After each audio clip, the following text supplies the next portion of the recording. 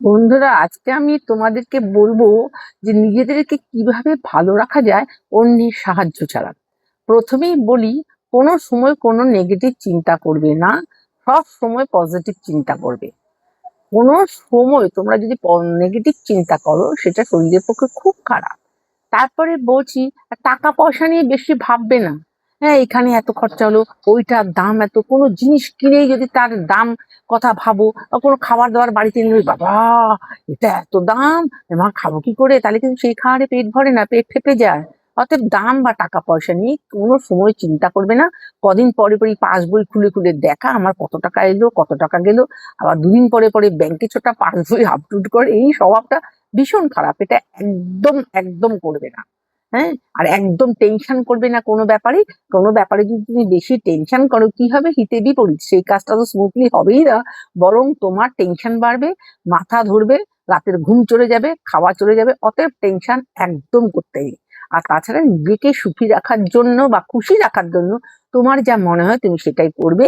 কেউ গল্প বই করতে ভালোবাসে, কেউ টিভিতে সিনেমা দেখতে ভালোবাসে, কেউ রান্না করতে ভালোবাসে, কেউ আর সেলাই করতে ভালোবাসে, কেউ হাতের কাজ করতে ভালোবাসে, কেউ আঁকতে ভাসে, কেউ কোনো ইনস্ট্রুমেন্ট বাজাতে পারে। এগুলো করবে। আর একটা আমি কথা বলছি, এটা হচ্ছে মোস্ট ইম্পর্টেন্ট, একদম গসিপিং করবে না। Gossiping is the too much bad for our health. এটা একদম মনে রাখবে। যেই মাত্র তুমি গসিপিং করবে, অন্যের কথা শুনবে, অন্যেরটা নিয়ে আলোচনা করবে। আর আরেকটা কথা হচ্ছে, কোনো সময়, হ্যাঁ, কোনো সময় এর কথা তাকে, তার কথা তাকে একদম করবে না। এগুলো ভীষণ খারাপ। এতে তোমার স্বভাবটাও খুব প্রকাশ পাবে, অন্যের কথা শুনে তোমার মন বেঁকে যাবে। একদম এসব করতে যাবে না।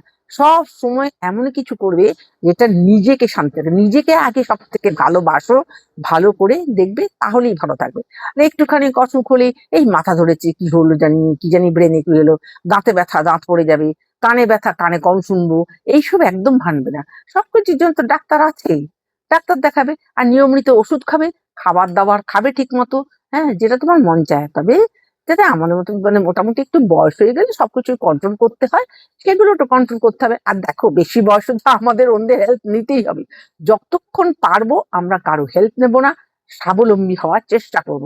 দেখবি এতে তোমার মনটাও ভালো থাকবে, শরীর ভালো থাকবে, মাঝে মাঝে ঘুরতে যাবে, এটাও কিন্তু ভালো। কারণ ঘরে বসে থাকলে মনটা ভীষণ ন্যারো মাইন্ডেড হয়ে যায়।